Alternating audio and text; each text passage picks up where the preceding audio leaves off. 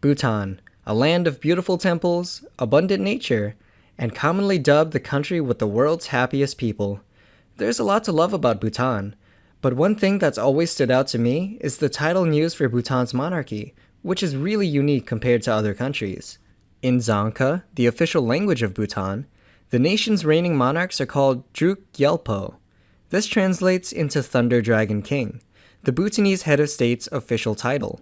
And I'm not gonna lie, you really can't have a cooler name for a head of state than Thunder Dragon King. It sounds like a boss name, and it soundly beats out my second favorite name for a modern head of state, which, by the way, is Supreme Leader. But that's not the only name in Bhutan with connections to a mythical thunder dragon. A lot of names in Bhutan also share this motif, each referencing the same thunder dragon displayed on Bhutan's flag.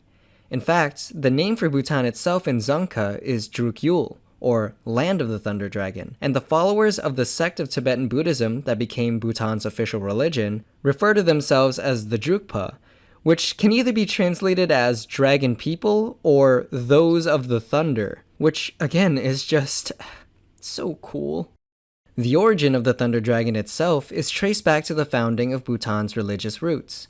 But before the concept of Bhutan as a nation even existed, we have to go back to Tibet for the founding of Drukpa, which is both the name of a religious sect of Buddhism as well as what the followers of this sect call themselves. For clarity's sake, I will be referring to the religion as the Drukpa lineage. So the Drukpa lineage was founded by Tsongkha Gyalpo, a Tibetan Buddhist monk who lived from 1161 to 1211, which is just around the beginning of the Mongol conquest. So legend has it that Tsongkha Gyalpo and his disciples spotted 9 dragons flying towards the sky. And let's be real, when you see an omen that auspicious, the only logical thing to do is to start a new religion, a formula that, mind you, has played out many times in history.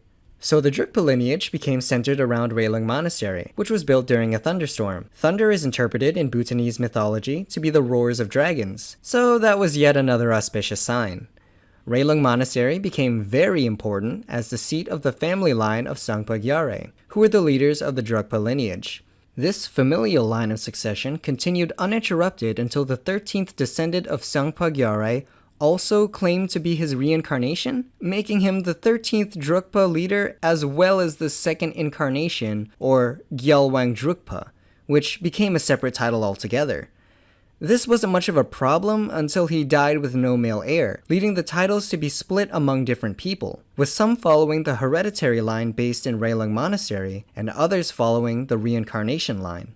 By the 5th Gyalwang Drukpa, a succession dispute exacerbated the split when 2 people claimed to be the 5th reincarnation.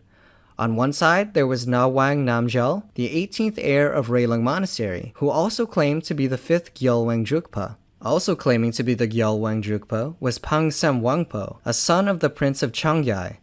This dispute drew in all the influential figures of Tibet until Karma Phuntsok Namgyal, the king of Tibet, sided with Pangsam Wangpo. Fearing persecution, Nawang Namgyal left Railung Monastery behind and fled west to found the new kingdom of Bhutan. In this new kingdom, Nawang Namgyal made Drukpa the official religion and became the first Zabdrung Rinpoche, a line of reincarnations that ruled over Bhutan, which seems like a bad move considering how quickly reincarnation can mess up a line of succession, but I've personally never had the urge to reincarnate, so what do I know? Eventually, this did come back to haunt them, because once the first Zabdrung Rinpoche died, the position had to be split into 3 separate reincarnations in order to stave off a succession crisis.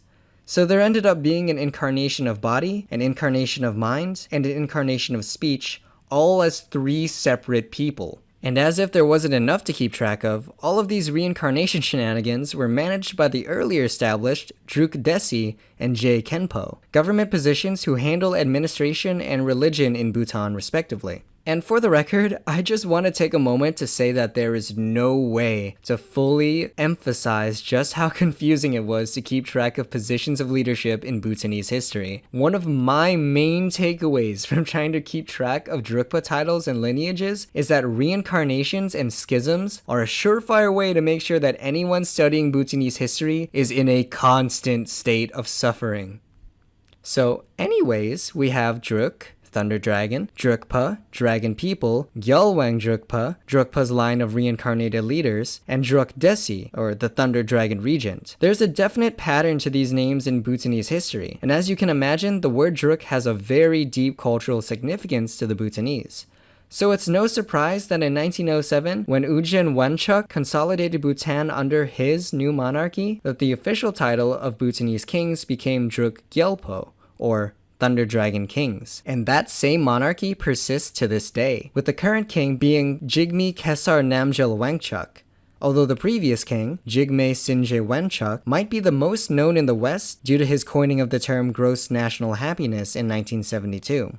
So that's why Bhutan's modern-day leaders are called Thunder Dragon Kings, along with a very summarized version of Bhutan's history. And in the end, it really goes to show that there can be a lot of history and culture behind a name. For example, the United States had a big debate over presidential designations, with some like John Adams at one point suggesting the president be called His Excellency or His Majesty. In the end, a simple Mr. President won out because it sounded more humble and was in stark contrast to the monarchy that Americans wanted to depart from. Likewise, Druk Gyalpo shows a strong connection to the roots of Bhutanese people from their first religious split from Tibetans to the consolidation of the nation of Bhutan under a king. The fact that they slapped Druk on what seems like everything shows just how strong the Bhutanese identity is tied to the Thunder Dragon, which was the whole reason for the split from Tibet in the first place. Similar to how American identity is centered around the liberty that they craved when they split from the British Empire. I mean, is it so weird to name everything after the Druk when Americans also have names like the Statue of Liberty? So the next time a name, word, or title from a different culture stands out to you, give some thought on why those people chose that name specifically and the cultural impact behind it. And if you like this video, please consider leaving a like and subscribing. It really helps me out.